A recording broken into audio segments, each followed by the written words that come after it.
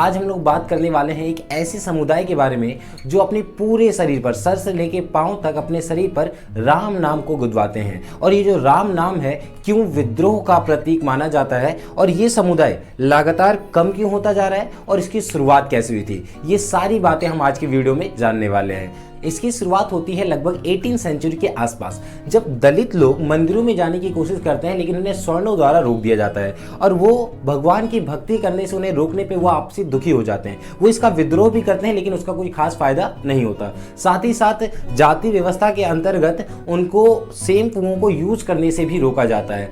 तो यहाँ पर एंट्री होती है परशुराम की। पुराने वाले परशुराम नहीं, एक नए व्यक्ति जो परशुराम के नाम से आते हैं और 1890 में इनकी एंट्री होती है लगभग छत्तीसगढ़ में। छत्तीसगढ़ में एक गांव है, इसका नाम है चारपारा गांव।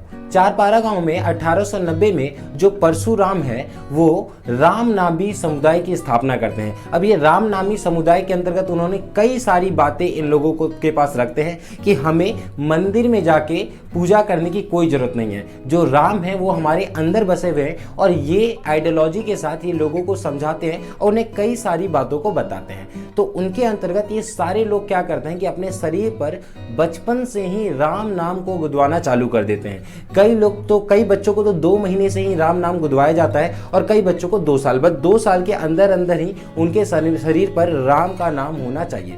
और ऐसा करने में, उनके पूरे शरीर पर राम राम लिखने में लगभग 15 से 20 साल लग जाते हैं। ऐसा नहीं कि जिस दिन वो पैदा होते हैं पूरे शरीर पर राम नाम लिख दिया जाता है। 2 साल की उम्र में राम राम ऐसे करते करते हर कुछ सालों में उनके बॉडी पर ये नाम ऐड किया जाता है और बड़े होते होते लगभग 20 साल की उम्र तक इनकी पूरी बॉडी पर राम नाम को लिख दिया जाता है। रामनामी समुदाय जो है वो कुछ खास नियमों को फॉलो करता है। उसमें से सबसे पहला उनका जो नियम है वो है पूरे शरीर पर राम नाम का टैटू बनवाना, पहला। उसके साथ साथ ये लोग क्या करते हैं कि ये लोग अपने घर के दीवारों पर भी राम नाम लिखते हैं, सेकंड। थर्ड, उसके साथ साथ ये जो भी कपड़े पहनते हैं उसके ऊपर राम राम ही लिखा हुआ रहता है। और सबसे इंपॉर्टेंटली इन सबके घरों में रामायण जरूर होनी चाहिए, यानी कि रामायण जो हॉली बुक है हमारी वो सब लोग अपने घर में रखते हैं। साथ ही साथ जो सबसे इंपॉर्टेंट है वो है शराब और नशे को छोड़ देना, जो मुझे भी सबसे अच्छा लगा जो ये लोग फॉलो करते हैं। उसमें ये लोग शराब, नशे, इन सारी चीज़ों से दूर रहते हैं।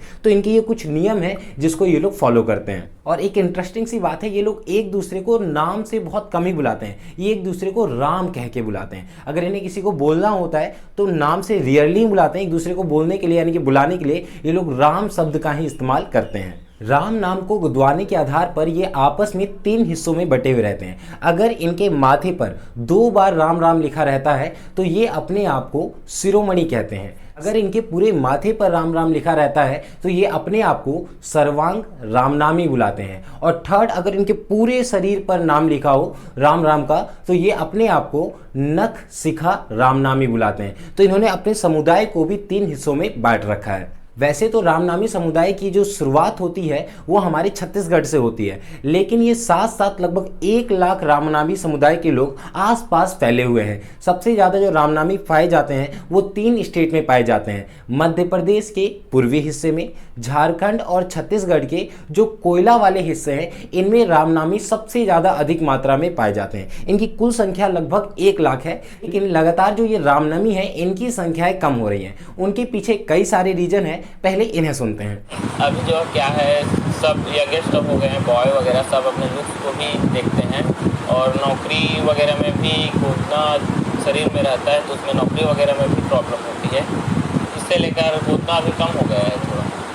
ये जो नई जनरेशन है वो पूरी बॉडी पर राम नाम को नहीं लिखवाती, फिर भी इनमें कंपलसरी है कि आपको राम नाम लिखवाना है। तो बॉडी के कुछ ही हिस्सों पर जैसे सीने पर राम नाम को लिखा जाता है। साथ ही साथ पलायन, जो कि सबसे गंभीर विषय है, जैसे रोजगार के लिए जो लोग उस जगह को छोड़ के दूसरी जगह जाते हैं तो वो लोग अपनी बॉडी पे राम नाम को नहीं लिखवाते। और जैसे जैसे नई जनरेशन बढ़ रही है वैसे वैसे लोगों ने अब इस समुदाय के साथ जुड़े तो हैं लेकिन उतनी तरीके से इस कल्चर को निभा नहीं रहे। और और इसका एक और सबसे अच्छा कारण है कि पहले जो ये स्टार्ट हुआ था वो हुआ था जाति व्यवस्था के कारण, यानी कि जो नीची जाति के लोगों को दबाया जाता था। लेकिन अब ये जो जाति व्यवस्था है वो बहुत कम हो चुकी है, खत्म तो नहीं हुई but as compare to earlier ये अब बहुत ज़्यादा कम हो चुकी है। इसलिए लोगों के अंदर जो दृढ़ विचार थी इसके लिए वो अब बहुत ज़्यादा कम हो चुके हैं, लेकिन लगाव अभी भी राम के लिए बहुत अधिक है। तो हम देख सकते हैं कि जो राम है वो केवल मूर्ति पूजा और इनसे नहीं जुड़ा, राम एक इमोशंस है जो भारत के लोगों से जुड़ा हुआ है। तो आज इस वीडियो को यहीं पर ख़त्म करते हैं